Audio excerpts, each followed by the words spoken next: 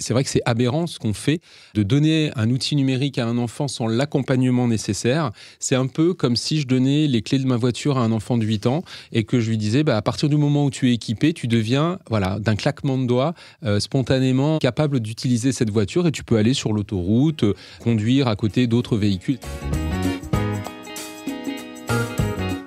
Bienvenue dans la matrescence. Dans ce podcast, on part à l'aventure. L'aventure la plus merveilleuse et difficile de la vie, la parentalité.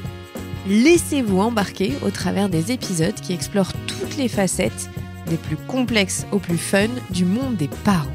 Apprenez, riez, pleurez, découvrez et débattez en écoutant la matrescence. Nous avons une mission, vous donner des clés pour vous accompagner à n'importe quelle phase de votre parentalité. Je suis Clémentine Sarlat, votre hôte depuis mars 2019 déjà. Je suis ultra curieuse, très enthousiaste, mais beaucoup trop bordélique. Je suis aussi maman de 3 petites filles qui m'aident à me remettre en question quotidiennement. Et dans une autre vie, j'ai été journaliste sportive à la télé et aujourd'hui, je vous aide à rayonner dans votre parentalité. Abonnez-vous pour ne rien rater. Allez, let's go!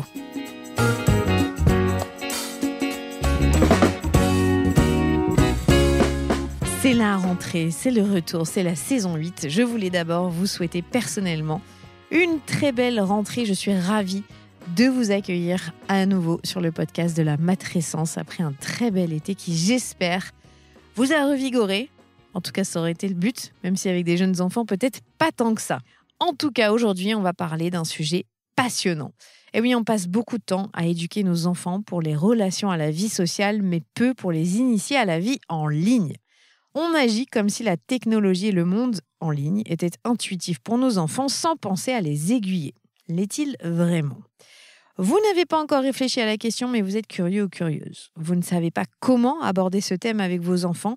Vous êtes tétanisé, mais préférez faire comme si de rien n'était. Vous subissez la pression de vos enfants et n'êtes pas encore prêt ou prête à lâcher. Alors, vous êtes au bon endroit. Samuel Comblé est psychologue, spécialiste dans l'accompagnement des jeunes, enfants et adolescents, à la vie en ligne. Il est surtout le co-directeur de l'association e-Enfance qui vise à protéger les enfants et les adolescents des dangers du monde virtuel. Cet épisode est essentiel à mon avis, tellement important d'ailleurs qu'on a décidé d'enregistrer un deuxième volet très prochainement avec Samuel où vous pourrez poser vos questions. C'est un sujet relativement nouveau, il faut le dire, mais les problématiques malheureusement sont réelles. Embarquez avec nous pour poser les bases, apprendre à sécuriser nos enfants et comprendre les enjeux des réseaux sociaux, du porno, des jeux vidéo sur la santé mentale de nos chers enfants et adolescents. Je vous souhaite une très bonne écoute et prenez soin de vous.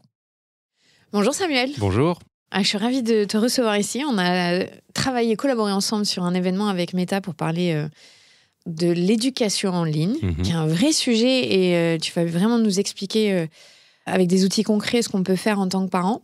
Mais j'ai toujours cette première question quand j'interviewe des professionnels de la santé mentale, c'est pourquoi tu as voulu devenir psychologue ? Ça vient d'où ? Ah, c'est une bonne question.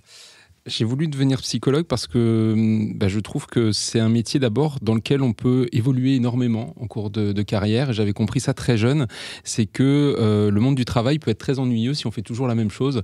Or, le travail de psychologue, il est extrêmement divers. On peut travailler avec des enfants, on peut travailler avec des personnes âgées, on peut travailler dans le milieu médical, dans le milieu de l'industrie, dans le milieu du jouet.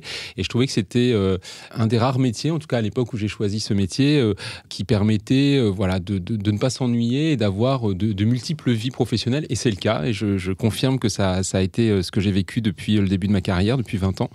Et puis peut-être aussi l'intérêt pour l'autre aussi, de comprendre comment l'être humain fonctionne. Peut-être qu'à l'époque, j'avais besoin aussi moi-même de mieux comprendre. Alors j'ai fait un travail sur moi, donc maintenant je suis au clair. Mais c'est vrai qu'il y avait peut-être cet attrait de se dire comment est-ce qu'on peut aider l'autre, l'aider à comprendre ce qu'il est, l'aider à être plus libre peut-être vis-à-vis de lui-même, de le sortir peut-être des carcans dans lesquels il est un peu enfermé. Et puis après, le hasard des rencontres, les stages, etc. m'ont confirmé dans cette idée. Et voilà, je suis donc aujourd'hui psychologue de l'enfant et de l'adolescent. Justement, tu disais que dans ton métier, on peut autant être psychologue des patients avec des maladies très graves ou du travail. Toi, tu t'es focalisé sur les enfants et les adolescents. Exactement. Pourquoi ? Alors parce qu'à l'époque, quand j'ai choisi aussi d'être psychologue, je travaillais beaucoup avec les enfants dans le cadre de colonies de vacances, d'accueil collectif de mineurs, comme on dit aujourd'hui. Et je trouvais que c'était passionnant de travailler avec les enfants qui allaient bien, globalement. J'avais des enfants qui allaient plutôt bien. Mais je m'intéressais aussi à ceux qui, parfois dans le groupe, allaient moins bien, étaient plus en difficulté, ceux qu'on entendait le moins ou qui avaient des comportements qui étaient peut-être un peu plus perturbateurs. Et je ne sais pas pourquoi, j'avais un intérêt pour essayer d'abord de les aider, de comprendre ce qui se passait. Et c'est vrai que je me suis appuyé sur l'expérience d'animateur et de directeur de centre de vacances que j'avais pu avoir, parce que je me suis dit, j'ai déjà une connaissance de comment l'enfant doit aller bien, comment il se comporte dans un groupe de manière apaisée, paisible, etc. Et peut-être que je peux utiliser cette compétence pour pouvoir la mettre aussi au service d'une pratique, celle destinée aux enfants qui vont un peu moins bien. Et voilà, ça s'est fait comme ça. Et c'est vrai que le travail avec les enfants m'enthousiasme, parce que c'est vrai que c'est des adultes en devenir, c'est des jeunes, je ne sais pas, avec lesquels j'ai peut-être plus de naturel à travailler qu'avec des adultes. Je travaille aussi avec des adultes, bien sûr, mais qui sont d'ailleurs des anciens enfants. Donc, de toute façon, on rejoint toujours de près ou de loin la psychologie de l'enfant. Mais voilà, c'est vrai que le travail de protection de l'enfance m'intéresse. Et je dirais que maintenant que je suis devenu adulte, je trouve qu'il y a encore énormément de travail à faire, notamment sur le numérique, on va en parler. Et donc, il y a 20 ans, je me suis dit, j'ai envie de faire ma route dans ce chemin. Et du coup, tu t'es intéressé quand à l'éducation numérique ? Parce que 20 ans, oui, il y a du numérique depuis 20 ans, mais clairement, la place qu'a pris le numérique dans nos vies, ça fait pas 20 ans. Oui. Alors, j'ai eu la chance d'avoir des parents qui... tout de suite, dès le début de l'informatique, on ne parlait pas encore évidemment de numérique et de réseaux sociaux, m'ont mis un ordinateur entre les mains, et ça m'a tout de suite passionné. J'ai trouvé qu'il y avait plein de choses à faire. J'avais vraiment une attirance pour ça. Je suis devenu ensuite psychologue, et après, c'est vraiment le hasard des rencontres. J'ai croisé la route de l'association e-enfance, dont je suis aujourd'hui le directeur général adjoint, à une époque où, donc c'était il y a 8-9 ans maintenant, à une époque où quand même les réseaux sociaux, les jeux vidéo et toutes les problématiques numériques dont on entend parler beaucoup aujourd'hui étaient quand même bien présents dans la vie et les problématiques familiales, dans le débat public, etc. Et je me suis dit, peut-être que en fait, ce travail va relier mes deux passions, entre guillemets, à la fois mon travail de psychologue et puis cet attrait pour la technologie. Voilà. Et donc, 8 ans après, je suis...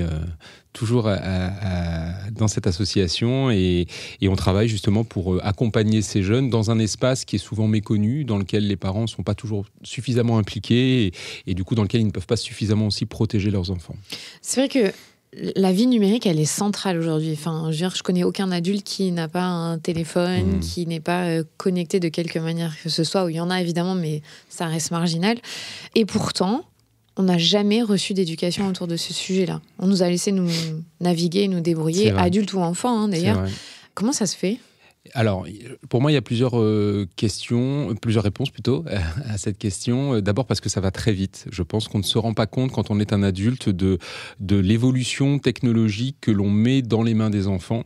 On a soi-même, en tant qu'adulte, déjà du mal à comprendre comment tout cela fonctionne. Tous les jours, on est amené à aider un collègue ou un membre de sa famille pour essayer d'envoyer une pièce jointe parce que ça ne marche pas, etc. Donc, il y a quand même une complexité, il faut le reconnaître, même si les outils sont globalement assez intuitifs, mais il faut quand même une certaine dextérité pour les utiliser. Je pense qu'après aussi... on sous-estime considérablement les risques, les dangers auxquels les enfants sont exposés. On considère que sous prétexte que c'est vrai qu'ils ont une espèce de naturel à utiliser ces outils, vous mettez un écran entre les mains d'un enfant même très jeune et on peut être assez stupéfait de se rendre compte que voilà, il va cliquer sur tous les boutons et ça va être hyper évident pour lui, alors que pour un adulte ça l'est pas forcément autant. Et donc je pense que face à ce naturel, on oublie qu'il y a autre chose que uniquement de savoir appuyer sur un bouton qu'il faut savoir saisir quand on utilise un écran. C'est aussi de se rendre compte que derrière un écran, il y a un être humain, que le consentement est quelque chose qu'il faut respecter, que quand on envoie un message qui peut nous sembler drôle, celui qui va le recevoir peut le recevoir avec beaucoup de violence. Et c'est là où les adultes ont besoin d'être davantage présents dans la sphère numérique, parce que ça ne s'apprend pas spontanément. C'est vraiment l'accompagnement des adultes qui va permettre aux enfants de pouvoir faire en sorte que que ces outils numériques soient bien utilisés. Mais c'est vrai que ce que tu dis, là, c'est vrai que c'est aberrant ce qu'on fait, de donner un outil numérique à un enfant sans l'accompagnement nécessaire. C'est un peu comme si je donnais les clés de ma voiture à un enfant de 8 ans et que je lui disais, à partir du moment où tu es équipé, tu deviens, d'un claquement de doigts, spontanément capable d'utiliser cette voiture et tu peux aller sur l'autoroute, conduire à côté d'autres véhicules, etc. Évidemment, ce serait complètement aberrant. On se dirait, mais c'est pas possible. D'abord, c'est pas le bon âge. Et c'est vrai que pour le numérique, on peut peut-être se poser la question, à quel âge on doit donner un écran à un enfant? Et puis, comme n'importe quel outil, alors je parle d'une voiture, mais je pourrais dire aussi la même chose avec un marteau. On ne donne pas un marteau à n'importe quel enfant, à n'importe quel âge. Et même si on donne un marteau, on va expliquer comment l'utiliser. On ne va pas le confier tout le temps à un enfant. On va peut-être se dire, il y a des moments où on peut l'utiliser pour bricoler avec ses parents, puis il y a d'autres moments, on le laisse dans la caisse à outils parce que ça peut être aussi une arme par destination et j'ai besoin de te protéger. Donc ce bon sens, je dirais, pour les marteaux et pour les voitures, il faudrait aussi qu'on l'ait pour les écrans, parce qu'il faut le dire, les écrans, ça peut faire du mal, ça peut tuer, ça peut faire du mal aux autres, ça peut aussi produire des difficultés pour soi-même, pour son bien-être. On parle beaucoup du mal-être des adolescents et je pense que les écrans ont une part de responsabilité dans ce mal-être. Comment t'expliques du coup que nous, notre génération de parents plus âgés aussi, on n'ait pas vu ces dangers-là?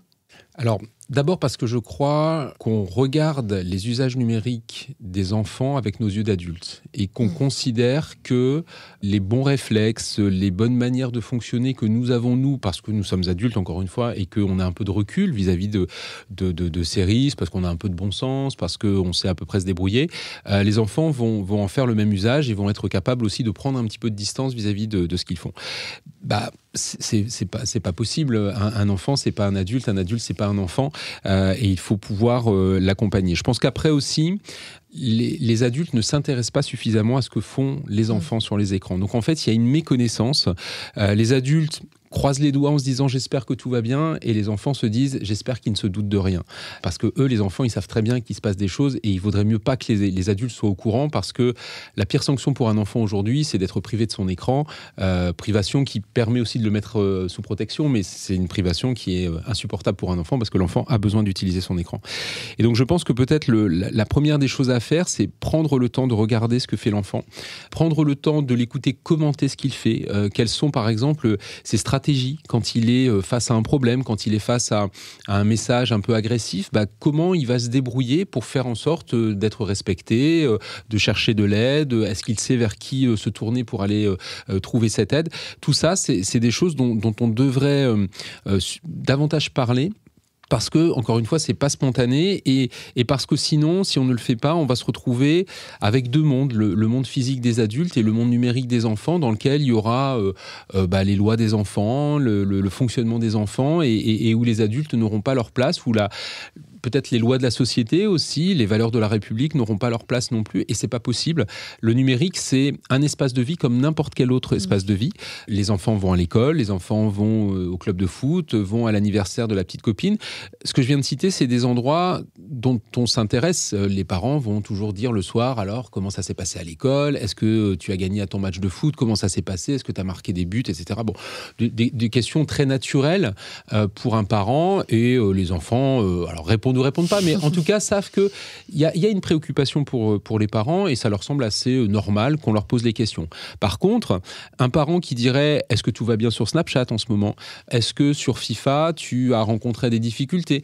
Est-ce que sur Internet, tu as rencontré un site Internet sur lequel il y a eu des pop-up qui t'ont envoyé des messages étranges? Est-ce que tu as été sollicité sur WhatsApp par quelqu'un que tu ne connaissais pas ?»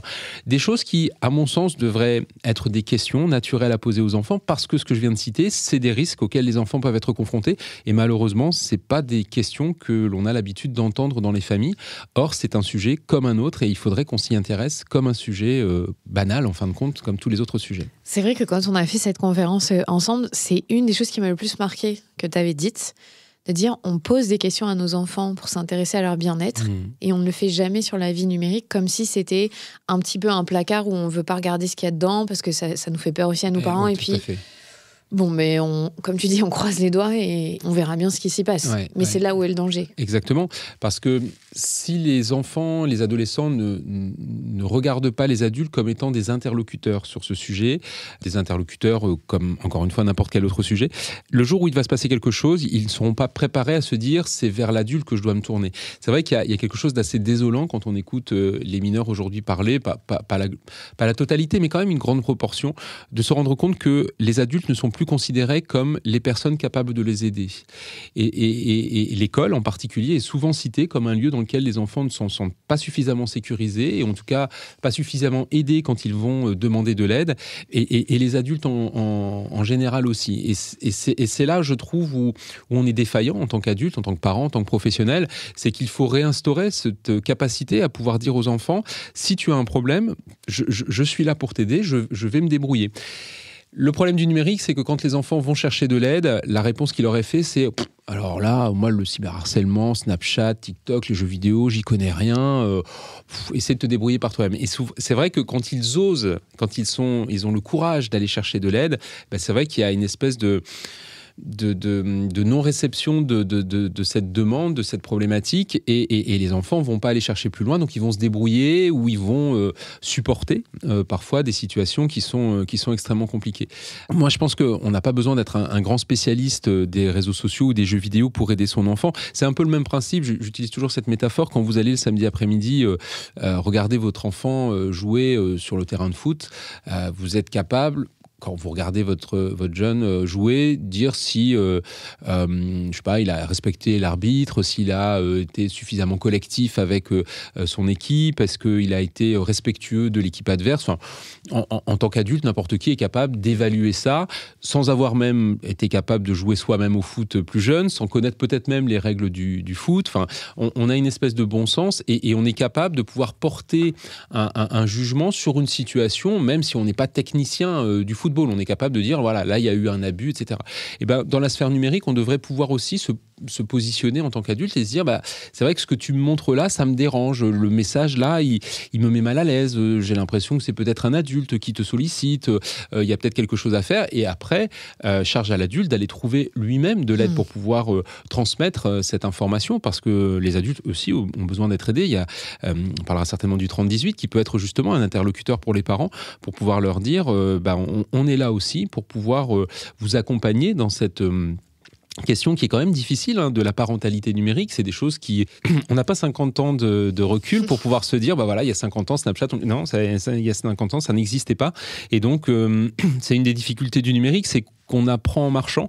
On essaie de faire au mieux avec des outils qui, en plus, sont développés avec une certaine intentionnalité, mais qui sont souvent détournés de leur usage premier. Et donc, voilà, il faut aussi s'accommoder de ce que font les jeunes avec ces outils. On parlera certainement de l'intelligence artificielle. C'est formidable, l'intelligence artificielle, pour pouvoir créer des belles images, pour pouvoir créer des textes, etc. Mais si c'est utilisé pour harceler son camarade, c'est là où on est un petit peu en questionnement. Alors, si on reprend les bases, parce que tu dis enfants, adolescents, toi, tu es confronté dans ton cabinet à des enfants qui ont quel âge, qui sont déjà sur les réseaux sociaux ? Alors, parce que ça me paraît fou de dire enfants et réseaux sociaux. Oui, et malheureusement, il faut dire enfants et réseaux sociaux parce que c'est la réalité. Alors, moi, mon cabinet, je vois des enfants qui commencent à utiliser Internet autour de 8-9 ans. Mais à l'association e-enfance, dans laquelle je travaille, on a pu montrer il y a quelques mois que 67% des enfants de 6 à 10 ans sont utilisateurs des réseaux sociaux. Ça veut dire que dès la fin de l'école maternelle, si on devait dire les choses, je vois ton visage effondré. 67%, c'est représentatif de la population française. Donc, entre 6 et 10 ans, on a 67% des enfants qui sont inscrits sur les réseaux sociaux. Ça veut dire que quand on va dans une école primaire, il y en a la moitié qui sont sur TikTok, sur Snapchat, sur Instagram, sur WhatsApp aussi, qui peut être considéré comme un réseau social pour les tout petits, même si c'est une messagerie instantanée. Mais oui, les enfants sont très confrontés. Mais ça veut dire qu'ils ont un téléphone ou c'est sur le téléphone des parents ? Alors, ça peut être les deux. Ça peut être le téléphone du parent qu'on aura confié à l'enfant quand on est dans une salle d'attente de médecin, par exemple, c'est un petit peu long au restaurant, et puis on va pas se rendre compte que en fait l'enfant il va encore une fois de manière très intuitive se débrouiller et aller peut-être consulter des contenus inadaptés ou aller sur le réseau social dans lequel il aura peut-être réussi à s'inscrire sans que les parents soient au courant, ou parfois avec la complicité des parents qui ne se rendent là aussi pas suffisamment compte du risque qu'ils font prendre à leur enfant. Donc c'est des enfants qui sont très tôt équipés, de manière parfois autonome, donc ils peuvent se débrouiller tout seuls sur les écrans. Et puis des enfants très utilisateurs. On commence aussi à voir les conséquences, puisque le 3018, donc ce service téléphonique qui est opéré par l'association e-enfance, qui permet justement à la fois aux parents et aux jeunes de pouvoir trouver de l'aide en cas de violence numérique et de harcèlement. Et bien sur ce service, depuis, je dirais, 2-3 ans, on commence à avoir des enfants de 7-8 ans qui nous appellent en nous disant, voilà, je suis harcelé, mes parents sont au courant, ou peut-être ils ne le sont pas parce que je me suis inscrit sans leur autorisation, et je voudrais votre aide parce que ça devient vraiment difficile, ça devient vraiment très attaquant pour moi. Et ça, c'est un phénomène nouveau. Il y a encore quelques années, on aurait pu se dire, les premiers appels sont émis de jeunes qui ont 12-13 ans, au début du collège. Et là, aujourd'hui, à 7 ans, on prend son téléphone et on appelle au secours. Ah oui, tu m'aurais dit 12-13 ans, j'aurais trouvé que c'était un âge raisonnable, avec des guillemets. Voilà, pour être confronté à ça, parce que j'ai eu 12 ans en 2000, et j'ai eu un téléphone, mais qui pouvait envoyer juste des textos à mes parents pour dire où j'étais.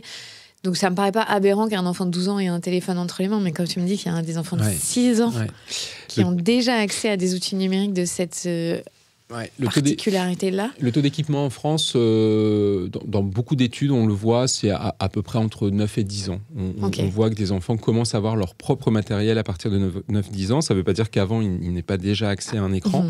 Et puis ce dont on se rend compte, c'est que les études, elles ont tendance à avoir des jeunes qui sont de plus en plus jeunes à avoir accès à ces écrans. Donc je ne sais pas jusqu'à quel âge on va aller, mais c'est vrai qu'on peut se questionner d'avoir des jeunes qui ont accès à ces écrans. Et alors, je pense qu'il y a une double problématique. C'est d'abord, c'est très tôt, et puis c'est surtout jamais accompagné. Et c'est ça le grand problème, c'est que, je ne vais pas répéter ce qu'on se disait au début du podcast, mais il n'y a pas d'accompagnement, c'est-à-dire que qu'on ait 12 ans, qu'on ait 8 ans, qu'on ait 18 ans, la présence des parents est souvent à peu près la même. Or, un enfant de 8 ans et un jeune de 18 ans, c'est pas tout à fait et bien évidemment la même chose. Et donc, il y a tout un travail, je crois, vraiment de retrouvailles, je dirais, entre parents et enfants sur cette sphère numérique. Pas pour dire il n'y a que des dangers et tout va mal, parce que c'est aussi ça qu'il faut peut-être dire à celles et ceux qui nous écoutent, c'est que tous les enfants ne font pas n'importe quoi sur les écrans. Heureusement, il y a un travail de prévention en France qui est fait par les écoles, le milieu sportif aussi aujourd'hui se positionne davantage, l'association e-enfance prend aussi une part de responsabilité dans cette prévention, et il est vrai que depuis quelques années on se rend compte que les jeunes sont moins naïfs, tombent moins dans les pièges, sont un petit peu plus critiques vis-à-vis de ce qu'ils font, et on peut s'en réjouir, et donc on est quand même devant des générations qui sont un peu plus capables de se protéger par eux-mêmes, et tant mieux. Pour autant, même si il y a peut-être un petit peu moins de danger ou que les dangers évoluent, il reste quand même des jeunes qui se mettent en difficulté et avec lesquels on a besoin quand même de transmettre encore des messages de sécurisation de leurs usages, et d'autant plus que la sphère numérique, c'est une sphère très dynamique. Les usages d'il y a 5-6 mois sont certainement plus les mêmes qu'aujourd'hui. Exactement. L'intelligence artificielle change les choses, il y a plein de phénomènes de mode, il y a plein de nouveaux outils, et tout ça fait aussi qu'on doit en permanence faire évoluer nos messages de prévention, parce que sinon, on passe à côté de pas mal de problématiques. Toi qui voulais pas de routine dans ton métier, là, oui, là c'est très varié, exactement. Qui est en mouvance permanente. Si tu devais donner des directives à des parents là qui nous écoutent, qui ont des enfants qui approchent les 8-9 ans, qui prennent la pression des enfants, puisque moi, clairement, ma fille qui a 8 ans, elle me demande « Maman, moi, quand est-ce que j'aurai un téléphone ?» Qu'est-ce que tu dirais à ces parents ? Qu'est-ce qu'il faut savoir avant de leur donner un outil numérique de cette ampleur ? Alors, la première chose, c'est de mettre du cadre. parce que avant même d'avoir allumé l'écran, il faut peut-être discuter avec l'enfant de à quel moment tu vas utiliser l'écran. Parce que là, on parle beaucoup des contenus, évidemment, de ce qu'ils vont faire, mais il y a aussi quand même une grosse problématique dans les familles, c'est combien de temps tu vas utiliser cet écran. Voilà. Et donc, à 8-9 ans, il y a peut-être un temps raisonnable à décider. Le mieux, c'est de le décider avec l'enfant, comme ça ne lui est pas imposé. C'est une espèce de co-construction, c'est toujours mieux de le faire comme ça. Mais en tout cas, si l'enfant n'est pas capable, c'est à l'adulte de décider et c'est à l'adulte de maintenir ce cadre. Alors souvent, la question qui nous est posée, c'est donc à 8-9 ans, combien de temps par jour on peut laisser un écran dans les mains d'un enfant ? Je réponds toujours à cette question, je n'en sais rien, parce que ça dépend de l'enfant, ça dépend de la famille et surtout, ça dépend de ce qu'il va faire avec cet écran. C'est pas la même chose de faire 2 heures d'écran pendant lequel on va jouer à des jeux, alors certes divertissants, mais qui n'apportent pas forcément grand-chose au développement de l'enfant, à la différence de 2 heures de contenu où on va découvrir un documentaire qui va être utile pour l'enfant ou qu'on va apprendre à dessiner ou apprendre à parler anglais, peu importe. Donc il y a déjà cette question de pourquoi on va utiliser l'écran, combien de temps on va utiliser l'écran et à quel moment on va utiliser l'écran.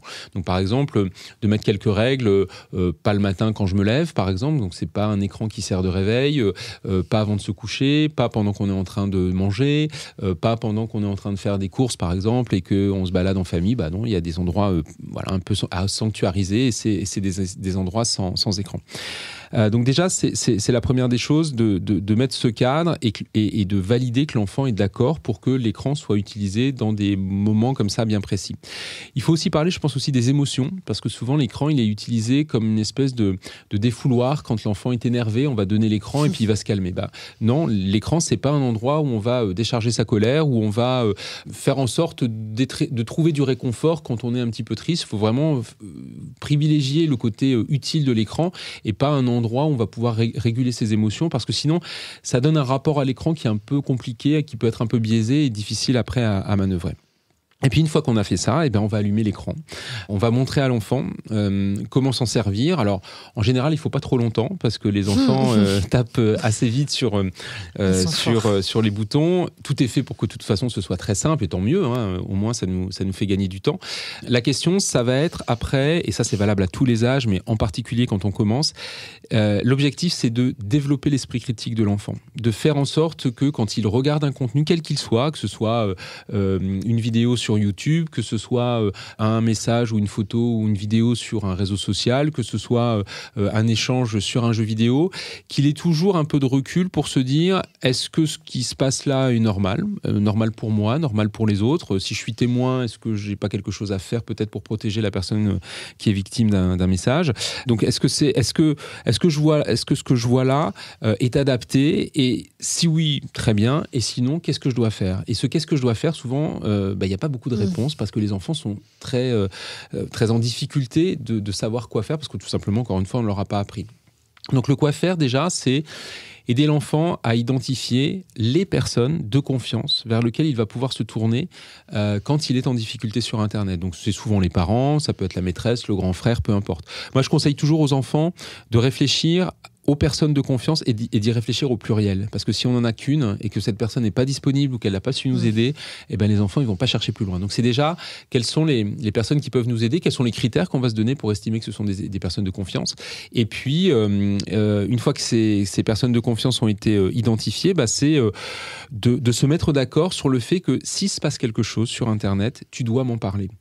Alors, on n'a pas parlé de beaucoup de pornographie, mais souvent, à 8-9 ans, c'est les premières problématiques auxquelles on va être confronté. Le cyberharcèlement peut être une problématique, mais il faut quand même un peu d'usage numérique pour commencer à se faire harceler. Mais souvent, ce sont des contenus, alors à la fois les contenus violents et les contenus pornographiques qui sont vraiment les premières problématiques auxquelles les jeunes de 8-9 ans vont être confrontés. Je pense que le message à transmettre aux jeunes, c'est de dire d'abord que sur Internet, qu'on le veuille ou non, il y a de la pornographie, il y a de la sexualité, et qu'on peut mettre des logiciels de contrôle parentaux qui vont évidemment nous aider à filtrer ces contenus. Mais même avec ça, malheureusement, on peut quand même être confronté à de la sexualité, et on sera d'accord pour se dire qu'à 8-9 ans, regarder de la pornographie, c'est pas la meilleure des choses à faire. En plus, il faut le dire aussi, c'est interdit. Je parlais de rappeler du cadre.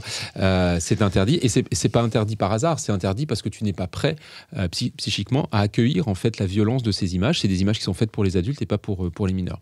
Donc la pornographie est un bon exemple pour dire, voilà, s'il t'arrive de regarder des images pornographiques, donc on peut décrire, je pense qu'il faut expliquer, parce que si on n'explique pas ce que c'est que la pornographie à des enfants de 8-9 ans qui sont seuls devant un écran, le risque c'est qu'ils soient confrontés, qu'ils ne sachent pas quoi faire, qu'ils ne sachent même pas identifier que c'est de la pornographie. Donc on peut le dire avec des mots très simples. La pornographie, c'est quand on a des adultes qui sont tout nus, qui se font des petits bisous, qui se touchent, qui ont des positions parfois un petit peu étranges. Chacun le dira évidemment avec à sa façon, selon ce qu'on a déjà peut-être décrit de la sexualité dans sa famille.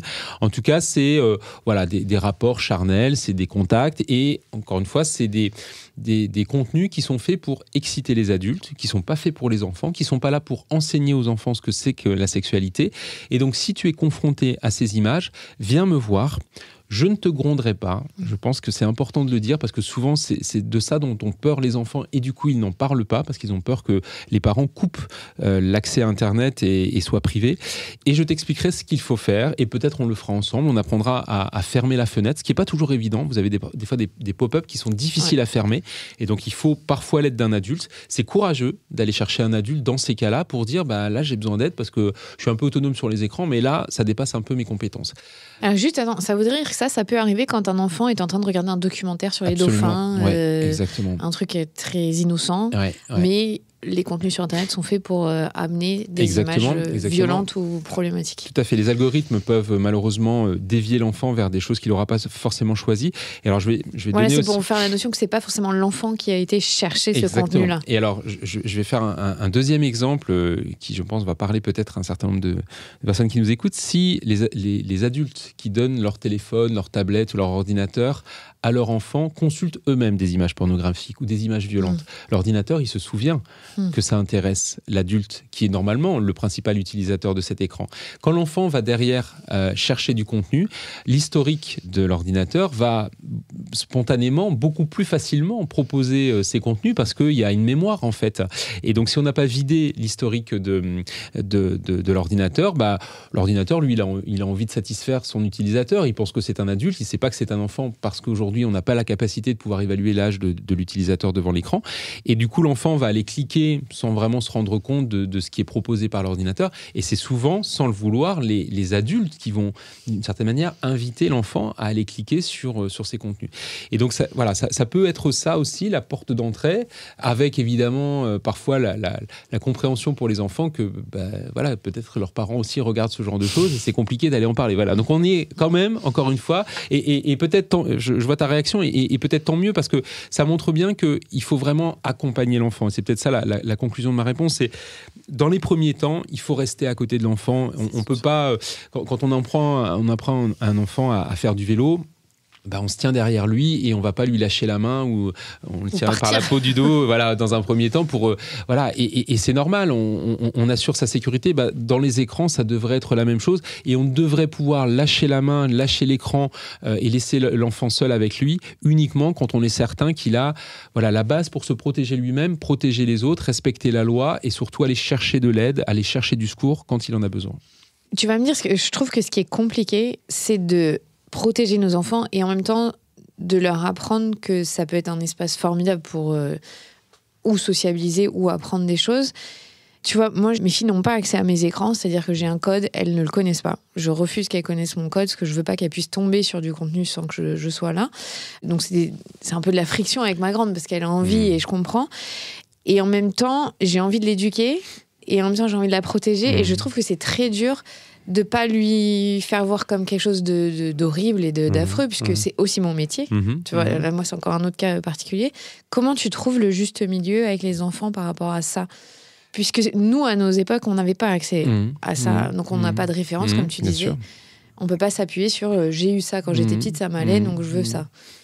Je vais revenir un peu sur ce que je disais tout à l'heure, c'est que tu as raison, il ne faut pas non plus complètement brider l'enfant ou dramatiser ce qu'il pourrait faire sur Internet, parce que d'abord on n'éduque pas les enfants par la peur, en leur disant qu'il n'y a que des dangers, que des pédocriminels ou que des contenus à caractère pornographique ou violent sur les écrans. Il y a aussi des choses merveilleuses et d'ailleurs c'est pour ça au départ qu'Internet a été créé, c'était pour nous apporter de la connaissance, pour communiquer, pour faire en sorte que, que ça aide le monde avancer, à évoluer. Et je pense qu'il faut rester dans cette idée positive. C'est pour ça que je pense qu'il faut laisser une certaine marge de manœuvre à l'enfant. Il faut pouvoir lui laisser aussi faire ses propres expériences, peut-être dans un cadre protégé. J'ai parlé rapidement, et peut-être que je peux m'arrêter là-dessus, sur les logiciels de contrôle parental. C'est pas une solution magique, mais c'est quand même un bon outil, une bonne aide, je dirais, pour les parents, pour pouvoir garantir que l'enfant va utiliser l'écran dans de bonnes conditions. Le logiciel de contrôle parental, c'est un logiciel qui s'installe en général gratuitement. Il y en a des payants, mais on peut les installer gratuitement. Et qui permet à la fois de filtrer les contenus inadaptés pour les enfants. Donc on va pouvoir éviter que l'enfant soit face à des contenus à caractère sexuel ou violent, ce qui est déjà une grosse partie des problèmes qui sera évacuée. On va pouvoir limiter le temps d'écran aussi. On va pouvoir dire au logiciel, voilà, de telle heure à telle heure, je veux que mon enfant soit... Je peux autoriser mon enfant à se connecter, mais quand je ne suis pas là présent, eh ben, il ne se connecte pas.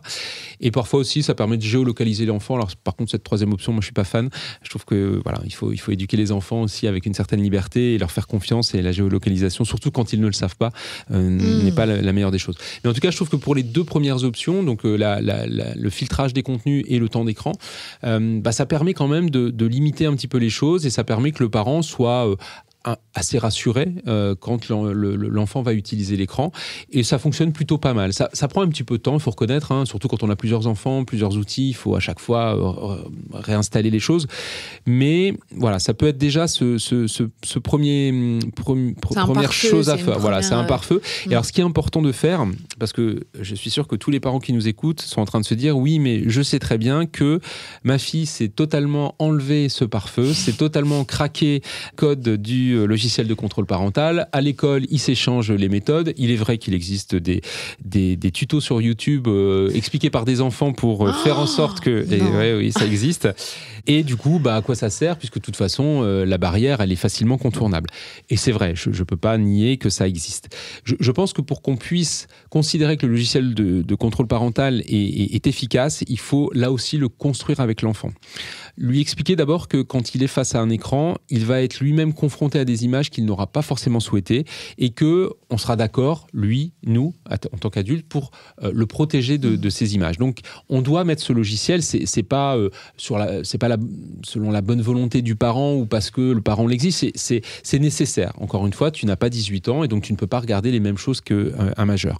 Donc, on va mettre en place ce logiciel et on va le faire ensemble. On va comprendre comment fonctionne le logiciel parce que le logiciel, il a des fonctionnalités qui ne seront pas les mêmes quand on a 8 ans, 9 ans, 10 ans, 11 ans, 12 ans, 13 ans. Et là, c'est important, et ça, c'est peut-être un travail, un petit effort à faire de la part des parents, et c'est difficile quand on est parent, de regarder son enfant grandir. Et si l'enfant sait qu'à 8 ans, il va avoir un certain nombre d'interdits, on ne va pas regarder regarder les mêmes contenus que quand on aura 12 ans. Donc, ok, c'est d'accord, mais ça veut dire qu'à date anniversaire, quand il aura ses 9 ans, on va reprendre le logiciel, on va regarder les paramètres et on va peut-être débrider un petit peu ce logiciel pour se dire, il y a un an, tu étais encore un peu petit. Là, aujourd'hui, je peux t'autoriser à regarder un certain nombre de contenus, peut-être pas forcément violents, mais un peu plus faits pour ton âge.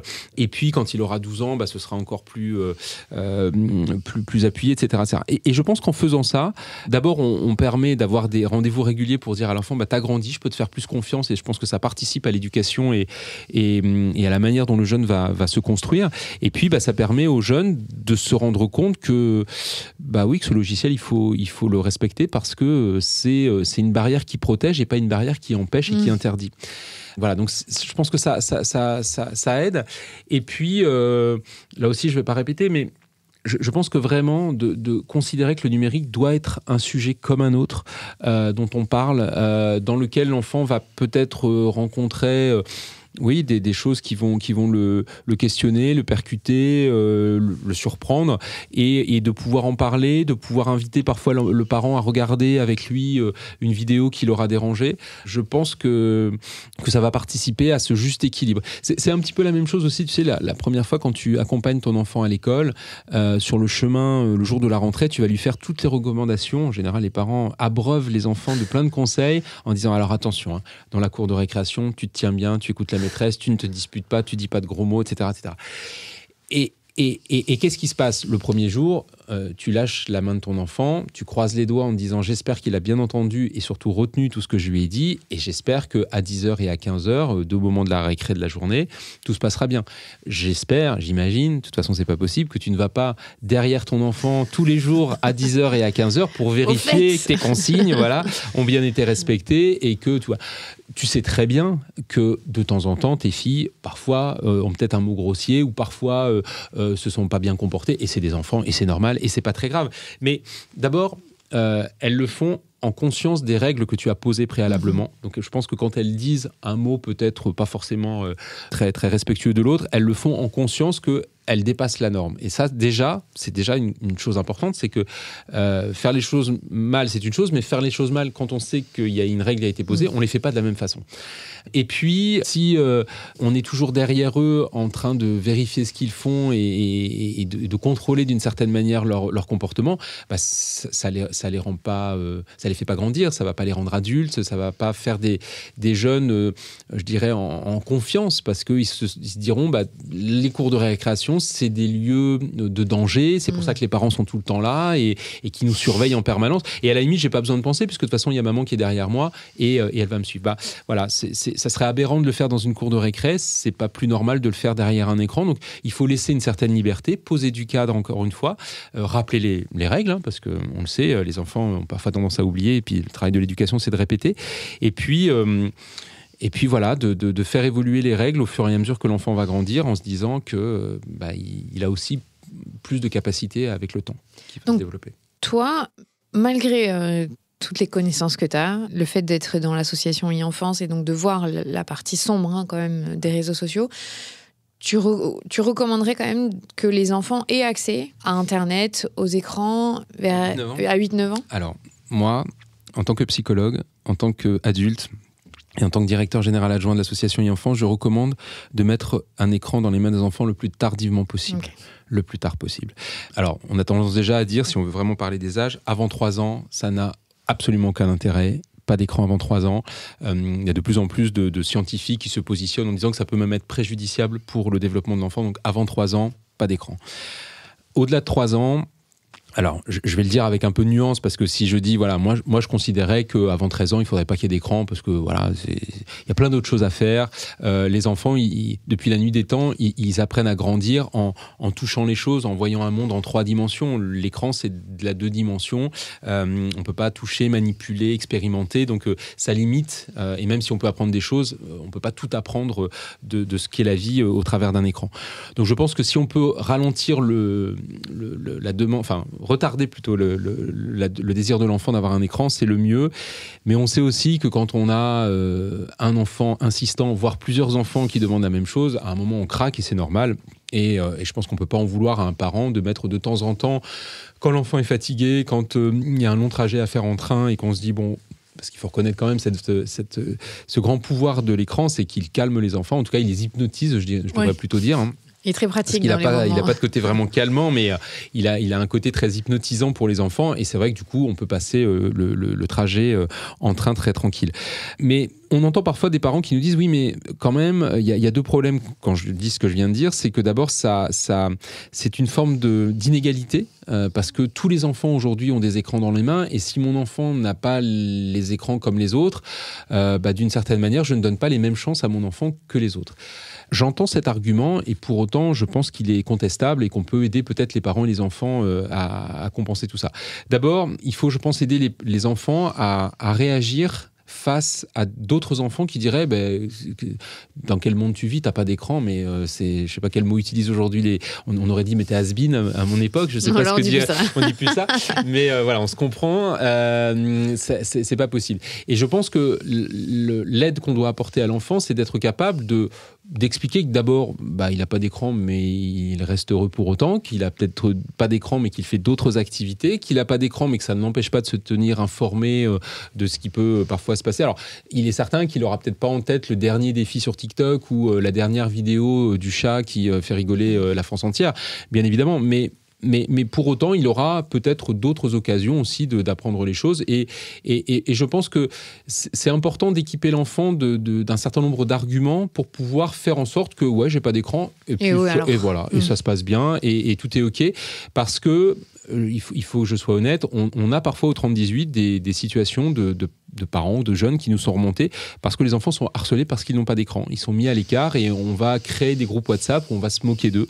Je pense que si on est bien dans sa tête, bien dans sa famille, bien dans son éducation, je pense qu'on doit pouvoir aider l'enfant à dire voilà, moi ok, j'ai pas d'écran, mais voilà, je vis pour autant très bien et je trouve un équilibre. Ouais, et ça me paraît assez important. Donc, toi, tu recommanderais pas avant 13 ans en tout cas, d'avoir accès à des de écrans. retarder le plus tard possible. Et même si c'est 15 ans, tant mieux. Moi, j'entends parfois des familles qui disent moi, j'ai réussi à tenir jusqu'à la seconde. Ils en font presque une espèce de victoire, de fierté en se disant j'ai fait mieux que les autres. Et tant mieux. Et je parlais tout à l'heure d'inégalité parce que c'est aussi le deuxième argument. J'ai oublié de le dire. Il y a parfois des parents qui disent mais aujourd'hui, dans le monde moderne dans lequel on est, ne pas savoir se servir d'un écran, ça peut nuire à une intégration professionnelle plus tard, de pas savoir taper sur un clavier, ça peut. Bon, moi je crois pas à ça. Encore une fois, on l'a dit, c'est très intuitif d'utiliser un écran, un réseau social, un jeu vidéo, un logiciel, peu importe. Je pense qu'on peut récupérer très vite. On le voit, les personnes âgées, par exemple, aujourd'hui, qui n'ont pas eu évidemment les écrans dans leur enfance ou même à l'âge adulte. Aujourd'hui, elles arrivent à s'en saisir. Elles ont peut-être besoin de temps en temps d'une aide, mais globalement, on peut se dire quand même que les personnes du troisième âge, comme on dit parfois, sont tout à fait capables de pouvoir envoyer des messages et elles sont aussi autonomes. Donc pour moi l'argument ne tient pas trop et on peut récupérer. Et puis encore une fois aussi, on parlait tout à l'heure du temps d'écran. Je ne sais pas quel est le bon temps d'écran. Moi, je parle souvent d'équilibre de vie. Ce qui est important, c'est de se dire de quoi mon enfant a besoin pour grandir. Mon enfant, mon adolescent. Les enfants, ils ont besoin, comme je disais, d'expérimenter, d'avoir des relations sociales, de ne rien faire. Ça, c'est un gros problème du numérique, c'est que ça va remplir l'enfant de plein de choses et du coup, il n'a pas de temps pour penser à lui, pour penser à ce qu'il a fait, à ce qu'il est, etc. Or, cette capacité de rêverie, elle est nécessaire pour le développement d'un enfant et d'un adolescent, voire même d'un adulte. Voire aussi des adultes. Exactement. On a besoin de temps. On a besoin de temps pour rien. Et c'est vrai que de pouvoir se dire, voilà, j'ai un temps sur les écrans, mais j'ai aussi plein d'autres choses à côté qui me permettent d'évoluer. Voilà, je pense que c'est important. À la différence peut-être d'enfants qui vont dire, moi, j'ai pas beaucoup de temps d'écran. Oui, bien sûr, mais tu n'as rien d'autre à côté. Et dans un développement d'enfant, je pense que il y a un certain nombre d'ingrédients. Moi, je fais toujours cette métaphore avec mes patients. Je dis toujours que le développement d'un enfant, c'est un peu comme de faire un gâteau au chocolat. Quand je dis ça, ils ne comprennent pas trop, mais quand tu veux faire un gâteau au chocolat, tu as un certain nombre de prérequis. Tu dois mettre du chocolat, de la farine, des œufs, du sucre, etc. Si tu n'as pas tous les ingrédients, ça ne fera pas un beau gâteau au chocolat. Et si tu as trop ou pas assez d'ingrédients, ça ne fera pas non plus un beau gâteau au chocolat. Et c'est un peu le même principe que pour un enfant. Si tu mets trop de numérique, ou pas assez de sport, ou pas assez de relations sociales, ou pas assez de sommeil, ou trop de...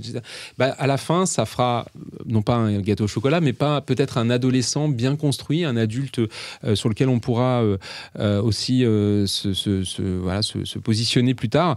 Et je pense que ça, c'est peut-être une réflexion à avoir aussi avec les enfants, de leur permettre de comprendre qu'on a tous fait un gâteau au chocolat ou un gâteau au yaourt, et donc ils comprennent ce côté de mettre les choses en juste équilibre, et parfois il suffit une petite chose pour faire que ce déséquilibre soit là.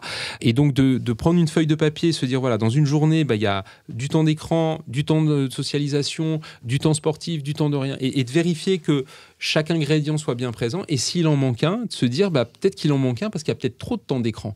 Et là, il y a trop de chocolat dans ton gâteau au chocolat, donc il ne va pas être bon. Donc il faut peut-être réduire la part de chocolat et mettre un petit peu plus de farine, et cette farine, ça correspond peut-être à des activités physiques, sportives, théâtrales, peu importe, mais en tout cas, c'est nécessaire pour toi.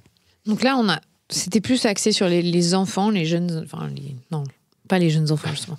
Enfants qui vont vers l'adolescence, à partir de 8 ans, parce qu'il y a aussi cette pression sociale dont tu parles. Moi, je vois ma fille qui m'en parle, qui me demande, alors qu'elle ne sait pas du tout ce que c'est, et que nous, on a vraiment verrouillé Internet, elle n'y a pas accès. Mais elle en entend parler, donc elle a envie. Et après, il y a quand même la réalité des adolescents qui, vers 13 ans, c'est 13 ans, parce qu'on peut s'inscrire sur une plateforme de réseaux sociaux à partir de 13 ans. Pour l'instant. Il y a une loi qui demande à être passée pour 16 ans. 15 ans. 15 ans. C'est en Australie où ils ont demandé 16 ans. En France, ce serait 15 ans. Là, qu'est-ce qui est hyper important pour un parent de savoir ? Parce que là, on rentre dans une autre dimension. C'est-à-dire, c'est pas un pop-up d'une image violente ou pornographique, c'est des interactions sociales avec potentiellement des pédocriminels, c'est du harcèlement, comme tu disais. Là, comment on s'équipe ? Quelle discussion on a avec notre enfant ? Alors, adolescent. C'est vrai que tu as raison, l'âge de l'adolescence, il signe souvent l'entrée dans les réseaux sociaux et dans une consommation d'écran qui est de plus en plus important. Souvent, c'est les ados qui vont venir vers les parents pour savoir s'ils peuvent s'inscrire. Je pense que d'abord, ce qui est important, c'est de demander à l'enfant, tu veux être sur un réseau social, mais tu vas y faire quoi ? En fait, c'est quoi ton idée ? À quoi ça va servir ? Il y a plein de jeunes qui ont souvent envie de s'inscrire sur un réseau social, pas forcément pour produire du contenu, mais pour regarder ce que font les autres. Et déjà, rien que ça, c'est une information intéressante parce que ça veut dire que c'est pas le même accompagnement pour un enfant que d'avoir un enfant qui va créer des contenus avec peut-être un regard de la part du parent sur ce qui va être créé. Donc ça, c'est la première chose. La deuxième chose, c'est aussi là d'agir en transparence, d'être honnête et de dire à l'enfant, ok, moi je veux bien que tu t'inscrives sur TikTok ou sur n'importe quel autre, mais on est d'accord que c'est ton réseau social officiel et il n'y en a pas d'autre. Ou s'il y en a un autre, moi je veux être au courant. Ce qu'on remarque souvent au 30-18, quand les familles nous appellent ou les jeunes, c'est qu'ils ont un réseau social officiel pour les parents, dans lequel parfois les parents vont aller jeter un petit coup d'œil pour se dire tiens, comment ça se passe, et voilà, on ne s'inquiète pas parce que tout va bien. Et puis il y a souvent un réseau social parallèle dans lequel l'enfant va aller faire des choses un peu moins respectueuses des consignes des parents, se mettre parfois en danger, et c'est là où c'est problématique.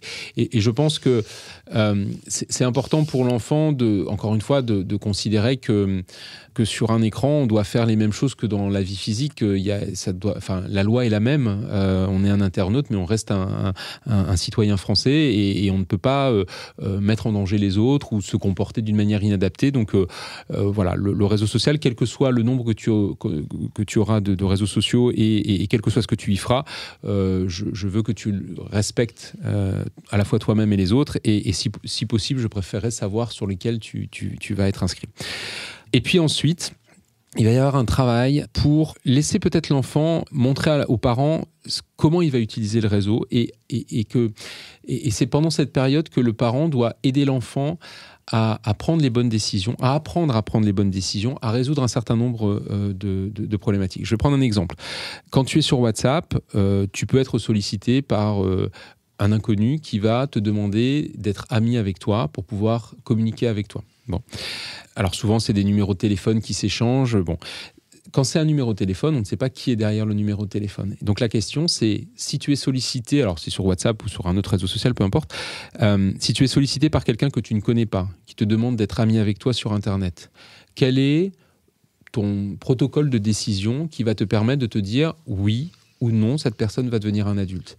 Ça, ce protocole dont je parle, on l'a dans la vie physique. C'est-à-dire que si je me balade dans la rue, là, que quelqu'un m'interpelle, j'ai dans ma tête, de manière inconsciente, une petite logique qui va se mettre en route où je vais me dire, tiens, est-ce que cette personne, j'ai envie de lui parler ? Est-ce qu'elle me paraît sympathique ? Est-ce qu'elle me convient ? Est-ce que j'ai envie de davantage parler avec cette personne ? Est-ce que ça pourrait devenir un ami, etc., etc. Bon. Alors, dans la rue, c'est peut-être pas le cas, mais dans une soirée, par exemple, on peut... voilà. Et on va se donner un certain nombre de critères, ouais. Voilà, exactement, pour se dire, bah oui, ça peut marcher ou pas. Sur Internet, c'est assez étonnant de voir qu'à partir du moment où un enfant est sollicité par un adulte ou par n'importe quel inconnu, l'enfant va cliquer « oui, je veux que tu sois mon ami », sans vérifier quelle est véritablement l'intention de cet ami, quel est son âge peut-être, et pourquoi cette demande d'amitié est faite. Et souvent, on est parfois... devant des jeunes qui ont une audience très forte, qui ont beaucoup d'amis, et c'est ce qu'ils recherchent. Les enfants, ils ont envie d'avoir plein d'amis sur Internet, mais ils ne se rendent pas compte que derrière un écran, il peut y avoir aussi quelqu'un qui a 4 fois l'âge qu'il avait annoncé spontanément, que ça se dit être une fille et c'est un garçon. Enfin voilà, la pédocriminalité en France, je le disais tout à l'heure, il ne faut pas alarmer, mais il faut quand même dire aussi la réalité des choses.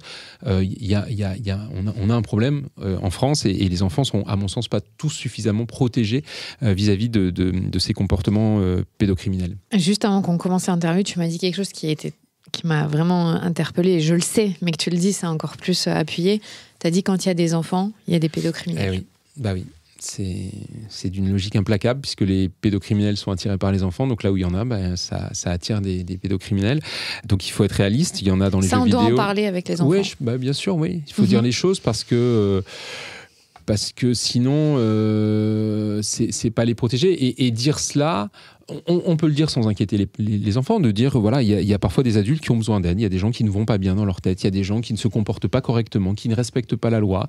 Alors certains volent, certains sont violents, et il y en a certains aussi qui font des choses avec les enfants qu'ils n'ont pas le droit de faire. Quand on est un adulte, on n'a pas le droit de toucher les enfants quand ce ne sont pas nos propres enfants. Ça veut dire que les parents ont le droit de toucher les enfants pour, alors j'entends, pour faire la toilette, pour apporter des soins, etc. Des câlins, mais des choses, voilà, et pas incestueux, bien évidemment. Donc, quand on est un adulte, on n'a pas le droit de te toucher. Donc, le coach sportif qui va dans les vestiaires te toucher, ça, c'est pas possible. La maîtresse ou le maître qui te fait des choses que tu n'apprécies pas, qui te dérangent, qui te mettent mal à l'aise, tu dois me le dire, ça n'est pas possible.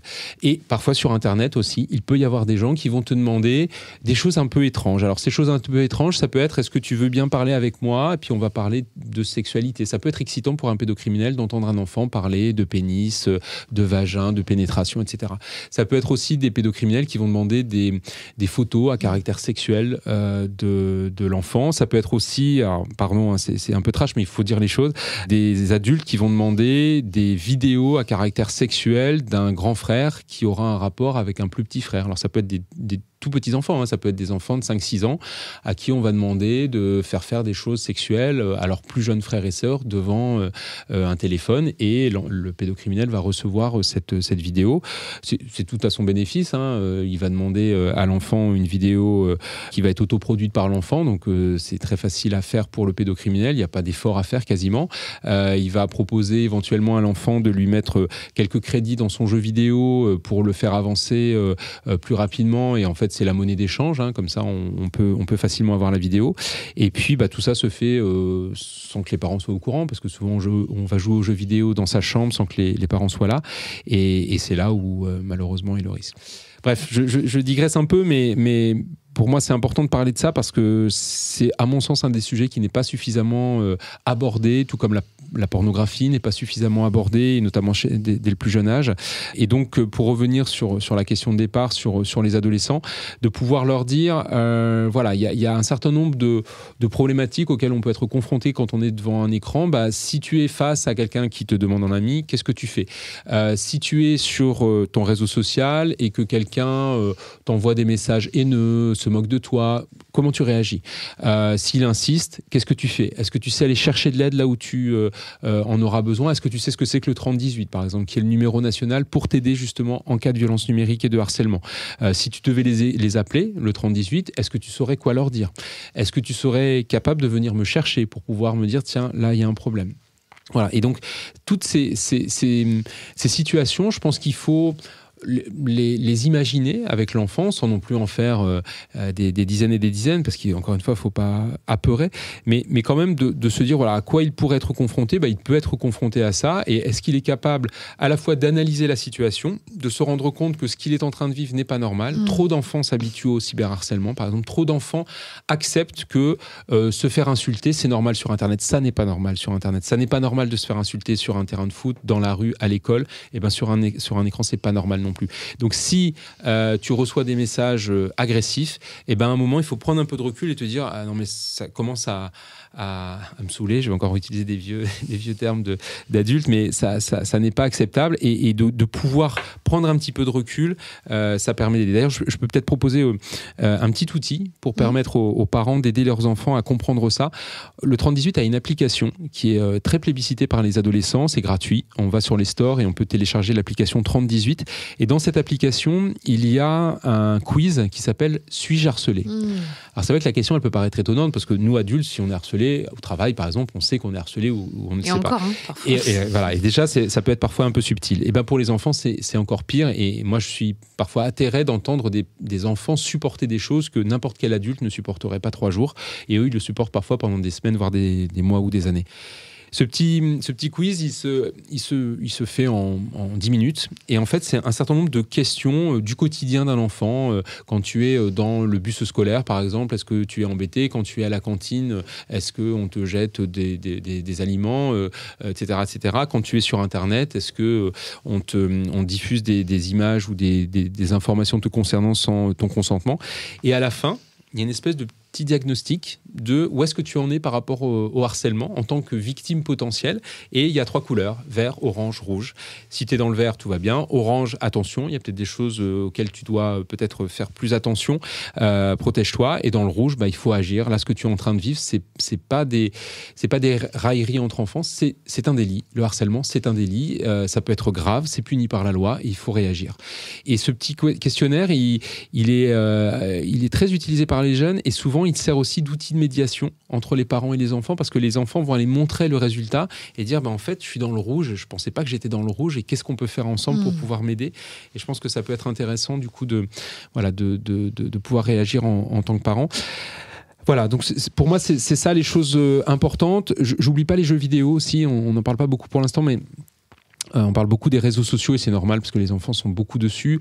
Les jeux vidéo, aujourd'hui, il faut avoir conscience que c'est presque des réseaux sociaux. Alors bien sûr, c'est à des fins de divertissement, mais quand vous êtes sur un réseau social, vous allez jouer avec peut-être quelqu'un qui est à 10 000 km de chez vous, peut-être au bout de la rue, on n'en sait rien, avec lequel vous allez pouvoir parler, vous allez pouvoir communiquer, échanger des contenus, des photos, des vidéos. On fait quasiment la même chose que sur un réseau social. Et donc, de pouvoir aussi interpeller le jeune en disant attention, sur ton jeu vidéo, il peut y avoir aussi des pédocriminels, des gens mal intentionnés, des gens qui te portent préjudice et il faut réagir de la même manière, savoir dire stop, savoir écouter son corps, ses émotions, pouvoir entendre que voilà, il y a un truc qui me met mal à l'aise et ça doit être des alertes que l'enfant doit écouter pour dire à un moment stop, j'arrête et je vais chercher de l'aide. Est-ce que tu as été surpris, je pense pas, mais de voir que la série Adolescence sur Netflix a eu autant de succès? Alors, je dirais même qu'elle a eu énormément de succès puisque c'est la série qui a été le plus vue mondialement sur cette plateforme dans les 6 premiers mois de l'année 2025 et qui parle de ces sujets-là, de la vie en ligne des adolescents, des parents qui sont complètement à la ramasse, faut être honnête, face à ça.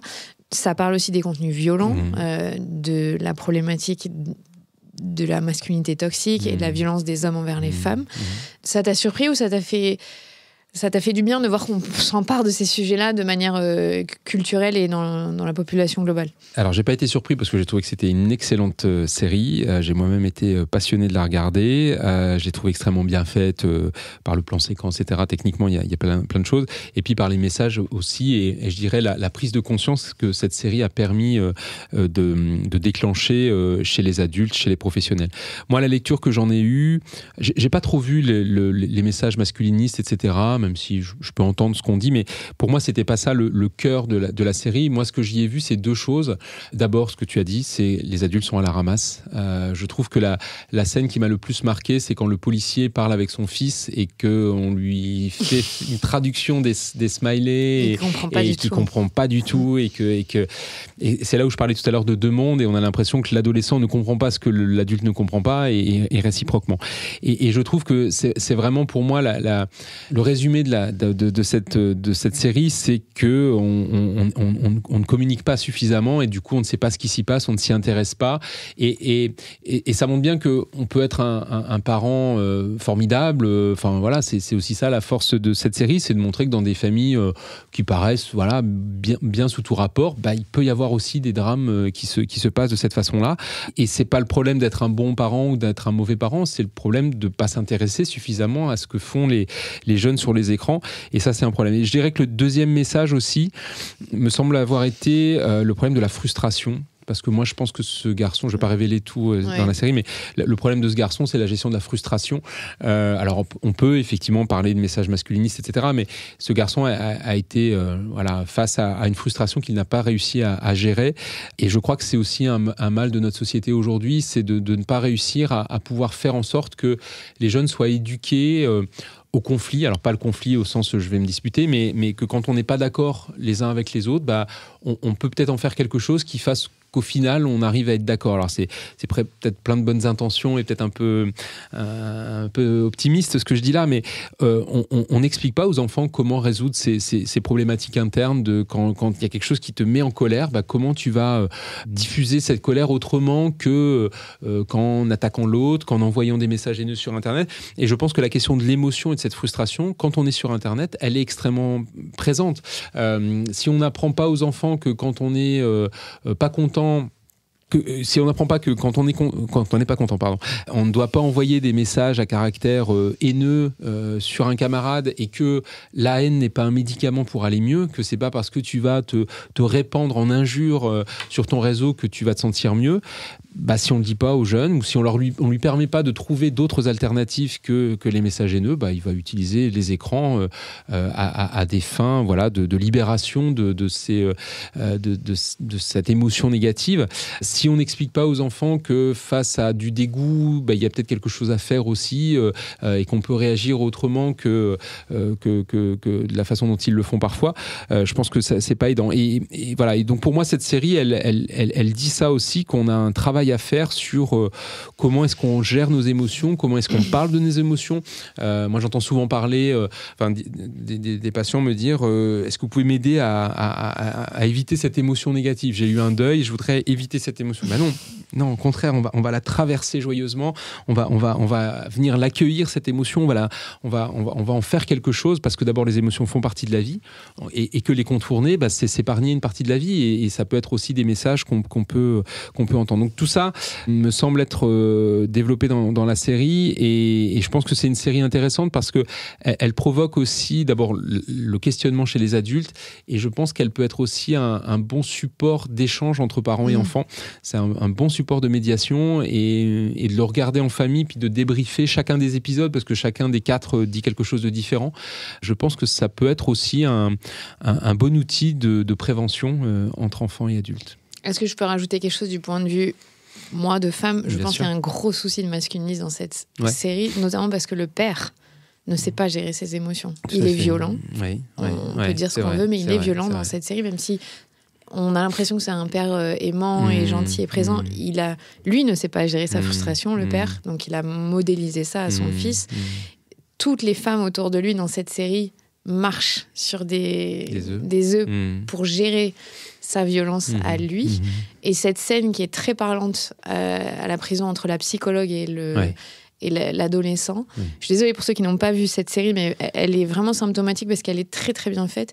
On voit la domination masculine de ce jeune homme qu'on peut voir parfois comme un bébé, parce que parfois il fait enfant, et parfois comme un adulte qui voudrait dominer ce rapport homme-femme qui est très présent. C'est pour ça que je te dis que pour moi, il y a ces contenus-là, parce que ça vient forcément de contenus qu'il aurait vu en ligne, de comment un homme se comporte, tu vois, avec une femme. Moi, je le vois peut-être avec mes yeux aussi de psychologue, je vois un jeune apeuré, en fait. Je vois un peur. Tout à fait. Je suis d'accord avec toi. Un jeune, mais mort de trouille. Mais sa façon de traduire la peur et la domination. Peut-être. Et oui. Et je pense que mais ça rejoint peut-être les émotions, de se dire quand on a peur, quand on a un sentiment de peur, comment on peut le gérer.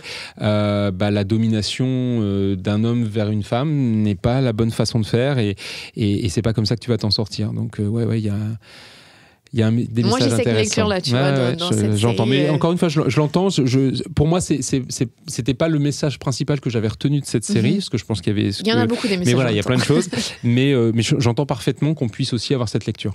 Et je pense que cette série est le fait qu'elle ait une aussi large audience, parce que là on parle vraiment de centaines de millions de gens qui ont regardé, donc elle a parlé à tout le monde en fait, et elle a permis, je pense, d'avoir une prise de conscience très forte en 2025 sur les enjeux que toi tu vois au quotidien, mais que nous, si on est dans notre monde, on ne comprend pas. Et qu'il y a eu, moi personnellement, alors je me sens un peu jeune, mais j'ai découvert ce langage sur les réseaux sociaux. Tu vois, en fonction de l'emoji que tu mets, ça veut dire certaines choses, et comment les jeunes l'utilisent au détriment de la santé mentale d'autres jeunes d'ailleurs. Tous ces mécanismes-là, on se doute qu'ils existent, mais là je trouve avec cette série on y fait face. Absolument. Avec une issue dramatique, puisqu'on le sait, ce jeune adolescent a tué une autre jeune adolescente, et je pense que on est dans une année, j'ai la sensation, où on est en train de braquer la lumière sur cette problématique du monde en ligne, et que c'est l'occasion d'en parler. tout à fait. Ouais. Et c'est vrai que on le sent très fort. Nous, dans nos activités, on est très sollicité à l'association e-enfance par les personnalités politiques, par le monde des médias, par les familles elles-mêmes, par les jeunes, pour se dire que voilà, ce qu'on ressent depuis des années, c'est présent vraiment, qu'on en est tous conscients, qu'il y a des choses à faire avec, je trouve, un message global qui est on sait qu'il y a des problèmes, on sait. Il n'y a plus besoin d'expliquer aujourd'hui dans nos messages de prévention ce que c'est que le cyberharcèlement, les fuites de données personnelles, etc. Globalement, la population française, elle est assez mûre pour se dire que quand on donne un écran à un enfant, oui, il y a des risques. Les risques, on les connaît. La question maintenant, aujourd'hui, je pense que c'est les enjeux des années futures, c'est qu'est-ce qu'on fait ? Comment on se débrouille de ça ? Quels sont les outils qu'on doit utiliser pour faire davantage de prévention, pour accompagner les jeunes, pour leur permettre d'avoir un usage numérique qui soit bienveillant pour eux et pour les autres. Et là, les adultes attendent des outils, des choses concrètes. C'est pas uniquement de la définition, c'est vraiment comment est-ce qu'on peut monter en puissance les enfants pour qu'ils soient plus capables de se défendre. Pour ça, je parle beaucoup du 30-18 qui peut être un relais pour les parents s'ils ont besoin de trouver des questions. L'avantage du 30-18, c'est qu'on va répondre à des questions de parents et on va essayer d'adapter notre réponse spécifiquement à chacune des familles qui va nous appeler. C'est pas une réponse globale. On va essayer de comprendre comment fonctionne la famille, qui est l'enfant dont il est question, etc. Et ça permet de repartir avec des bonnes réponses. On va donner des outils. C'est vrai qu'on parle beaucoup d'Internet sous un angle peut-être un peu dangereux, mais sur des sites tels que jeprotègemonenfant.gouv.fr, sur des sites du gouvernement, sur des sites de France Télévisions, on peut trouver des vidéos formidables qui peuvent être mises dans les mains des enfants, qui peuvent servir de support de médiation. La vidéo est très intéressante pour pouvoir provoquer quelque chose. Vous avez Réseau Tuto, par exemple, sur Lumni, qui peut être vu par les jeunes et qui va apprendre à justement faire face à tous les dangers qu'on peut rencontrer sur Internet. On peut laisser des jeunes, alors plutôt fin collège, je dirais, regarder cette série et vraiment, elle apprend plein de choses et on parle concret. On se dit les choses, voilà, et on aborde plein de sujets. Et je pense que c'est une bonne manière aussi de protéger l'enfant, de lui apporter des contenus qui lui permettent de trouver aussi les bonnes informations et de ne pas devoir en passer par son expérience pour se dire qu'effectivement, sur Internet, il peut y avoir des dangers. Vaut mieux prévenir. Exactement. Oui. J'ai l'impression qu'on n'a pas parlé de tout. Non. Mais moi, je me dis, on pourrait refaire un épisode parce que je pense qu'il y a d'autres choses à voir. Et notamment, tu disais, il y a les jeux vidéo, il y a l'IA qui aujourd'hui va devenir quelque chose de particulier.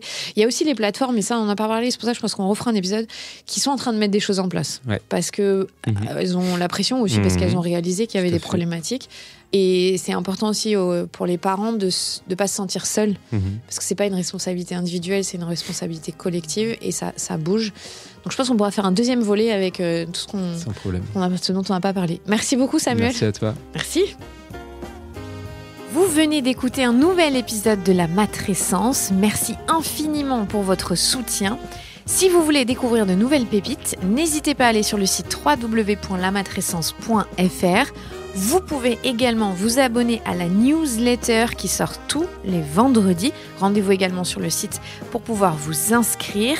Ensuite, vous devez vous abonner sur votre plateforme d'écoute pour pouvoir recevoir les notifications. C'est ce qui fait grandir ce podcast. Merci infiniment et continuez de partager ce savoir autour de vous. Je sais que c'est comme ça que beaucoup des auditrices et des auditeurs ont découvert ce podcast. Alors un grand merci. Prenez soin de vous. À la semaine prochaine.